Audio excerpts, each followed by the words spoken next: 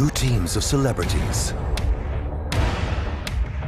blindfolded and dropped into the wilderness in this ultimate race of endurance and survival to reach civilization. Over this action-packed series, both teams will compete across the toughest terrain. Their only goal, to reach civilization first. They go ahead. Dropped. 2 helicopters crash in northwest Argentina, 10 dead. 2 helicopters with passengers who were filming a documentary crashed Monday in a remote area of northwest Argentina, killing all 10 people on board both aircrafts, authorities said. Il faisait beau, qu'il y avait peu de vent, d'ailleurs on voit la fumée hélas qui permet de le démontrer. On sait qu'il y avait 2 hélicoptères qui volaient à proximité l'un de l'autre pour une mission pour la télévision. Et on peut se dire que ces hélicoptères se sont trop approchés l'un de l'autre, que l'un des pilotes s'est trop approché de l'autre et qu'à un moment ou à un autre, il y a eu donc un choc entre les 2 hélicoptères, que les pales, le rotor principal de l'un des hélicoptères a coupé ou a touché le rotor de queue de l'autre hélicoptère. Les 2 sont devenus impilotables et comme c'est à très basse altitude, ils se sont écrasés extrêmement vite et ils ont brûlé puisqu'ils contenaient des quantités importantes de kérosène. Ils n'ont pas du tout explosé en vol. Non, ils n'ont pas explosé en vol. Et moi, ça a été vraiment la stupeur et je me suis dit, depuis le début de l'année 2015, entre Charlie Hebdo, tous les attentats terroristes, alors on ne sait pas, là a priori c'est un accident, mais voilà.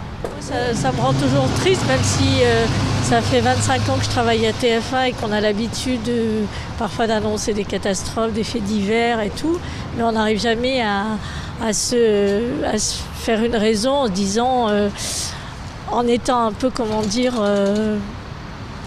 indifférent quoi, à tout ça. 10 morts, dont 8 Français la nuit dernière dans un accident d'hélicoptère en Argentine. Parmi les victimes, des grands noms du sport tricolore, Florence Artaud, Camille Muffat, Alexis Vastine. Ces 3 grands noms participaient à l'enregistrement d'une émission pour TF1. On revient sur ce drame avec Claude Sampère. L'accident vient de se produire. Au loin, on aperçoit une fumée. Des habitants qui assistaient au tournage et des membres de la société de production se précipitent. Il est trop tard. Au sol, les carcasses des 2 hélicoptères en feu. À bord, il y avait 10 personnes. Il n'y a aucun rescapé. Parmi les victimes, 3 très grands champions français. Florence Artaud, la navigatrice. Camille Muffat, la nageuse médaillée olympique. Et le boxeur Alexis Vastine. Les 2 pilotes argentins sont également décédés, ainsi que 5 membres de l'équipe télé, des caméramans et des ingénieurs du son. Tous participaient au tournage d'une émission de télévision prévue l'été prochain sur TF1. Une émission d'aventure animée par Louis Baudin, avec également Alain Bernard, Jeannie Longo, Sylvain Wiltord et Philippe Candeloro. Le principe est simple. Comme on le voit sur cette bande-annonce de la même émission en Suède, on embarque des candidats les yeux bandés dans un hélicoptère. On les largue en pleine nature et ils doivent survivre sans eau et sans nourriture. Pour le moment, on sait très peu de choses sur l'accident qui s'est produit au nord-ouest de l'Argentine. La météo était bonne. Les 2 hélicoptères venaient de décoller et ils se sont apparemment percutés à une centaine de mètres d'altitude. L'enquête vient à peine de débuter. 5 étaient membres d'une équipe de télévision, de production. C'était l'excellence, parfois dans des conditions extrêmement risquées, de ce que aussi la télévision française sait accomplir. Et puis 3, vous le savez, 3 sportifs de très haut niveau qui ont émerveillé les Français, chacun et chacune dans leur discipline.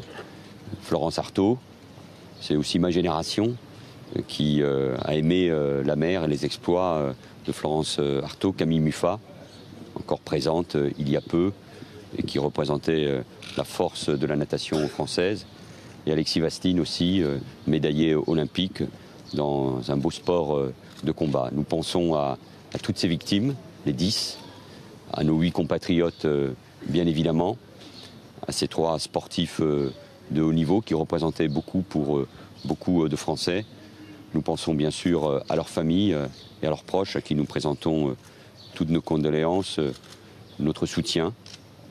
Et puis le ministère des Affaires étrangères, à travers la cellule de crise, en lien avec les autorités argentines, suit évidemment les opérations, le rapatriement des corps. Et puis nous espérons bien sûr savoir, les familles le demanderont, et c'est leur droit, savoir dans quelles conditions ce terrible accident a eu lieu. Aujourd'hui, la France est touchée, est attristée, et nous pensons à ces victimes et à leurs proches.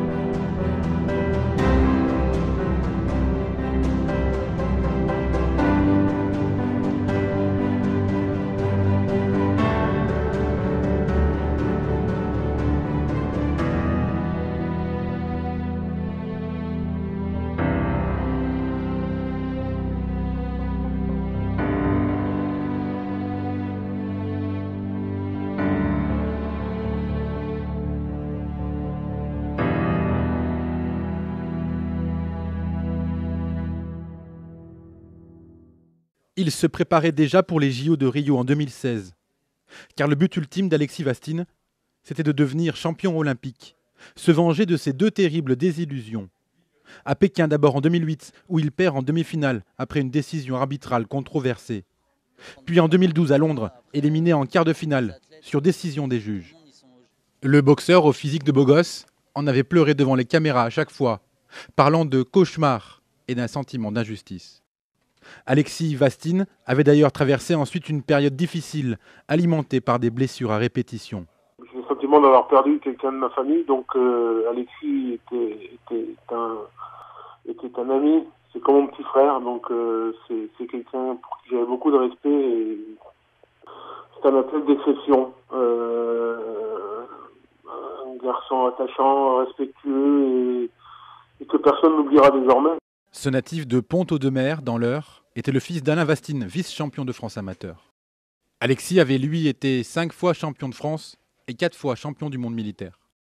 Celui qui était considéré comme un boxeur maudit par ses pairs avait perdu sa sœur cadette de 21 ans il y a 2 mois dans un accident de voiture.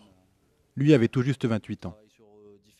Alors ça donne télé-réalité, drame sur un tournage de TF1. Peut-être serons-nous sauvés par nos cerveaux et ces pouvoirs fascinants, Natacha. Mais oui, alors que notre conscience se heurte aux complexités de l'éthique, à l'angoisse face à la mort. Les Échos consacrent un article à cette expérience des universités technologiques de Munich et de Berlin, piloter un petit avion par la pensée.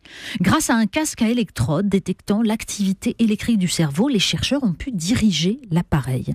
Et on voit surgir dans l'article les fantasmes du transhumanisme, non seulement se passer du corps, commander à des objets connectés, mais surtout réorienter les circuits neuronaux pour les améliorer et lutter contre le vieillissement du cerveau.